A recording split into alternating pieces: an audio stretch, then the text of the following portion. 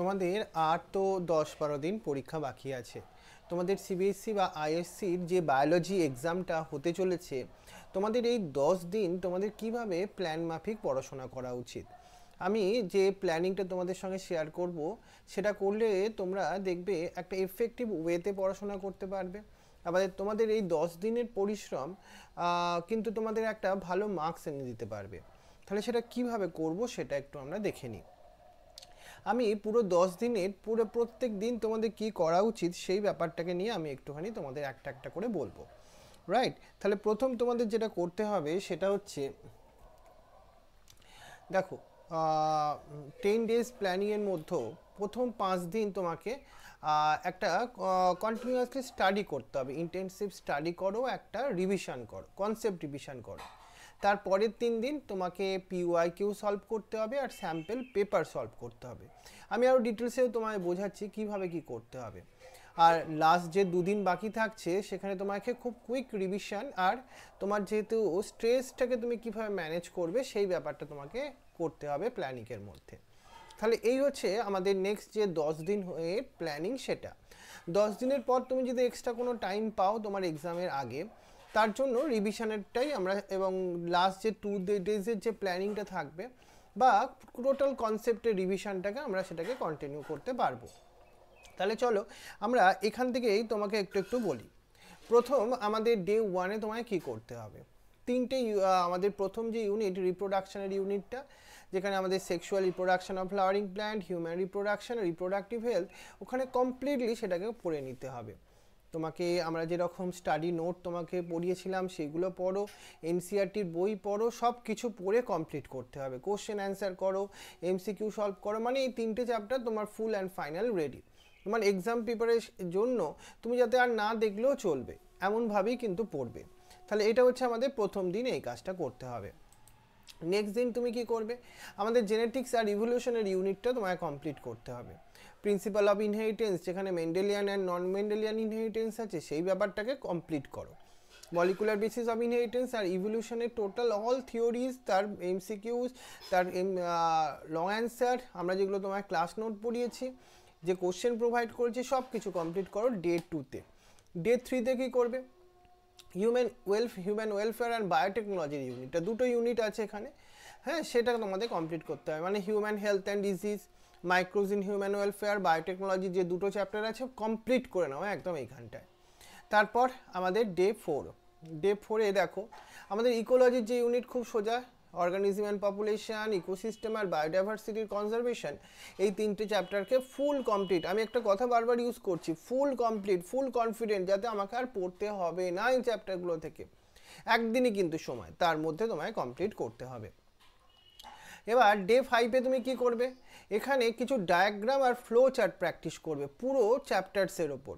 যেমন দেখবে ডিএনএ রেপ্লিকেশনের যে ছবিগুলো আছে, ফুড চেন বা মেনস্ট্রুয়াল সাইকেলের যে তোমার ফ্লো চার্টগুলো দেওয়া আছে না এনসিইআরটির বইতে, যে ছবিটা দিয়ে দেওয়া আছে, বা প্লাজমোডিয়ামের লাইফ সাইকেলের ক্ষেত্রে, সেইগুলো কিন্তু খুব ভালোভাবে ওই ডায়াগ্রামসগুলো এবং এনসিইআরটির বইয়ের যত ডায়াগ্রাম আছে তুমি সেই দিন প্র্যাকটিস করে নাও।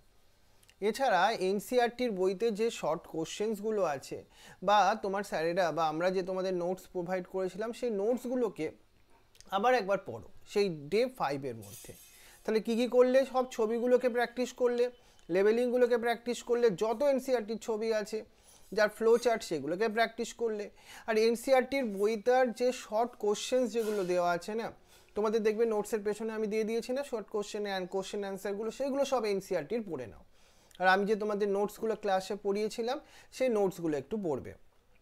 ডে 6-এ তুমি কি করো, লাস্ট 5 বছরের যে বোর্ড এক্সামে কোশ্চেন পেপার এসেছিল সেই পেপারগুলোকে ভালো করে সলভ করো। সেটা আইএসসির জন্য, সিবিএসসি দুজনদের জন্যই বলছি, রাইট?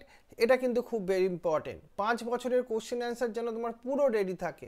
2020-21-এর এই ব্যাপারটা একটু কমপ্লিকেটেড হবে, তার আগে যদি হয় অন্য ইয়ারগুলোকে ভালোভাবে কমপ্লিট করে নাও। আর তারপর কি করো, অন্তত একটা ফুল পেপার একদম টাইম বেস করে মক টেস্ট দাও তারপরে বাড়িতেই, যে তুমি কতক্ষণ সময় লাগলো তোমার পেপারটা কমপ্লিট করতে। 2 আওয়ার্সের মধ্যে পারলে কমপ্লিট করার চেষ্টা করতে হবে, কিন্তু ভালো করে হ্যান্ড রাইটিং, মানে একদম ফুল যেভাবে তুমি টেস্ট দিচ্ছ সেইভাবে। পারলে তুমি কোনো তোমার আমার কাছে তোমাকে আমি যে মক টেস্টটা নেব সেটা আমি ভাবছি তোমাদের সোমবার দিন নেবো, নেক্সট যে মন্ডে আসছে সেই মন্ডেতে আমি নেবো। সেই মন্ডের আগে চেষ্টা করো এই পুরো ব্যাপারটাকে কমপ্লিট করে আমার কাছে এসেই তুমি মক টেস্টটা দাও, দেখো তোমার কতক্ষণ সময় লাগছে।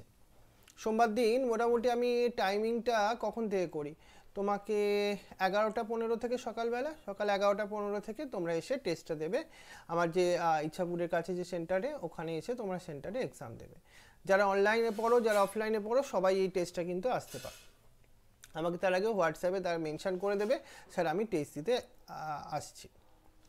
তার আগে এই কাজগুলো করে আসতে হবে কিন্তু। তারপর তোমাকে ডে 7 তোমাকে বাড়িতে একটা কাজ করতে হবে, তোমাকে কিছু অ্যাসারশন আর রিজন আর কিছু এমসিকিউ প্র্যাকটিস করতে হবে। দেখবে আমি এমসিকিউ তোমাদের পাঠিয়েছি, অ্যাসারশন রিজন পাঠিয়েছি তো প্রত্যেকটা চ্যাপ্টার ওয়াইজ, সেইগুলোকে তোমায় সলভ করতে হবে। যারা পাওনি এখনও সেগুলো আমার থেকে নিয়ে নিও। বা ডায়াগ্রাম বেস যে কিছু কিছু কোশ্চেনগুলো যেগুলো হয়তো তোমার স্পেসিফিক কিছু কোশ্চেন দেখবে কোশ্চেন অ্যান্সার এক্সট্রা আমি পাঠিয়েছি না তোমাকে, 1 মার্কস 2 মার্কস 3 মার্কস এইসব কোশ্চেনগুলো, ওই কোশ্চেনগুলোকে সেদিন একবার রিড করো। এছাড়া তোমাদের এনসিইআরটি এক্সাম্পলার বইটা আছে, সেই বইয়ের যে কোশ্চেন অ্যান্সারগুলো আছে তোমরা জানো তো, সেই বইটা এনসিইআরটি এক্সাম্পলার, সেই কোশ্চেন অ্যান্সারগুলো ভালো করে পড়ো। এটা তোমাদের আইএসসির জন্য কম কাজে লাগবে কিন্তু সিবিএসসির জন্য 100% কাজে লাগবে এই পার্টটা। আইএসসি স্টুডেন্টরাও করতে পারবে। আইএসসি স্টুডেন্টদের যে বই কিনতে বলেছিলাম না কোশ্চেন অ্যান্সারের বই, যেগুলো সিবিএসসি স্টুডেন্টদেরও তো কিনিয়েছি, ওই বইগুলো থেকে সেই কোশ্চেন অ্যান্সারগুলোকে পড়বে এই ডে 7 দিনে। তারপর ডে 8 তোমার সিবিএসসির যে স্যাম্পল পেপার 2024 থেকে 25 এই 2 বছর, এই 2 বছরের স্যাম্পল পেপারটা আবার একবার করে তুমি টেস্ট দাও, রাইট? এবার তার সঙ্গে সঙ্গে তুমি একটু ঠান্ডা মাথায় বসে দেখো কোন কোন টপিকগুলো এখন তোমার একটু ডাউট লাগছে, যেমন হয়তো তোমার ল্যাক অপেরন ডাউট লাগছে, অ্যাপোমিক্সিস ডাউট লাগছে, সেইগুলোকে আবার একটু স্টাডি করো। এটা হচ্ছে ডে 8 কাজ, তাই না? এইভাবে প্ল্যানিং করে পড়ো, দেখবে তোমার ভালো হবে। ডে 9 কিন্তু আমাদের পুরো কুইক রিভিশন দিতে হবে, ফুল চ্যাপ্টার্স মানে অল চ্যাপ্টার্স। হ্যাঁ, এখানে কিছু কিছু শর্ট নোটস বা কিছু ফ্ল্যাটস কার্ড হয় না, সেইভাবে আমরা ইউজ করে খুব কুইক আমাদের যাতে পুরো চ্যাপ্টারটা আমরা রিভিশন দিতে পারি। কি কনসেপ্ট বা মাইন্ড ম্যাপ তৈরি করে রেখেছো যদি সেইগুলোকেও আলটিমেটলি ইউজ করতে পারো, বা এনসিইআরটির বইতে যেগুলো তুমি টিক করে রেখেছো বা যেগুলো মার্ক করে রেখেছো সেইগুলোকে সেদিন কুইক রিভিশন করো। কিন্তু একদিনে তোমাকে পুরো বইটা রিভিশন করতে হবে ডে 9। ডে 10 কিন্তু কাজটা তোমার একটু কম। ডে 10 তোমাদের যে ইম্পর্টেন্ট কিছু এমসিকিউ বা এনসিইআরটির বইয়ের কিছু ইম্পর্টেন্ট লাইনগুলো সেটা আর একবার তুমি রিড করো, বা তোমাকে কিছু এমসিকিউগুলো মনে করো যে এমসিকিউগুলো তোমার ওই চ্যাপ্টার ওয়াইজ যে আমি এমসিকিউ তোমাদের দিয়েছি না সেইগুলোকে একটু দেখাও। হয়তো তোমার পরীক্ষার এটা যদি আগের দিন হয় সেটাকে তুমি এবার একটু রিল্যাক্স করো, আর কিছু টেনশন নেওয়ার কাজ নেই।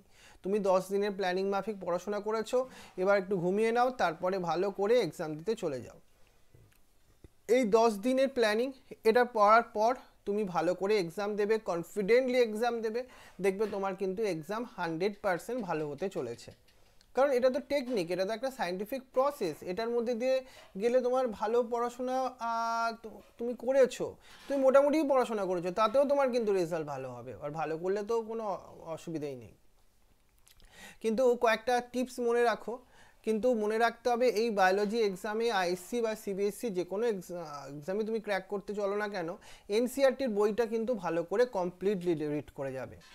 আর এনসিইআরটির বইয়ের যেগুলো ডেফিনেশন বা ডায়াগ্রাম আছে সবগুলো কিন্তু ভালোভাবে পড়বে, একটা ডায়াগ্রাম বাদ দেবে না। আর অ্যান্সারগুলো আমি তোমাদের যেরকম লিখেছিলাম, বারবার টেস্ট নিতে গিয়ে বলেছি, পয়েন্ট ফরম্যাটে অ্যান্সার দেবে, প্যারাগ্রাফ ফরম্যাটে দেবে না, এটা কিন্তু সবাই মনে রেখো।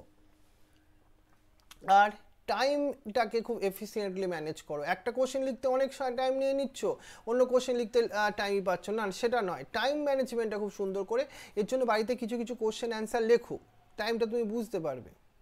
আর একটুখানি তোমাকে ভালো একটু খুব হেলদি ফুড খাও, মানে যেগুলো তোমার হাই রিচ নয় কিন্তু তোমার শরীর ভালো থাকবে যাতে।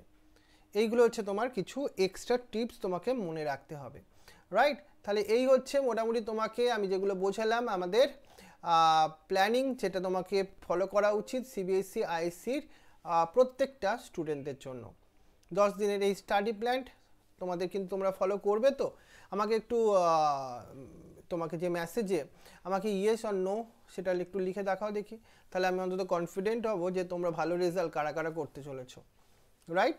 তোমাদের ভালো লাগলো এই প্ল্যানিংটা? আই থিঙ্ক সায়েন্টিফিক প্ল্যানিং, তোমাদের সাইকোলজিক্যাল প্ল্যানিং, যেটা ভেরি এফেক্টিভ তোমাদের জন্য। রাইট? বেস্ট অফ লাক আগেই জানাচ্ছি। আর যারা যারা এই প্ল্যানিং করে পড়াশোনা করবে, এইটুকুনিও তোমাকে কনফিডেন্টলি বলছি, তুমি কিন্তু ভালো মার্কস পেতে চলেছো তোমার এক্সামে। তুমি যাই পড়াশোনা করেছো সেটা আমার জানার দরকার নেই, তুমি এই 10 দিনের পড়াশোনাতেই ভালো রেজাল্ট করবে।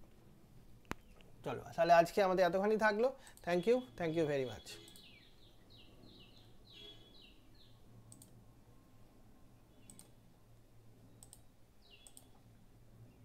হরে কৃষ্ণ হরে কৃষ্ণ।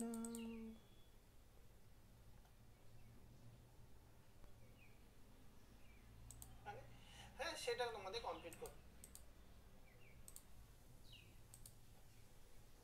যে কোনো এক্সামে তুমি ক্র্যাক করতে চলো না কেন, এনসিইআরটির বইটা কিন্তু ভালো করে কমপ্লিটলি রিড করে যাবে, আর এনসিইআরটি শোনাতেই ভালো রেজাল্ট করবে।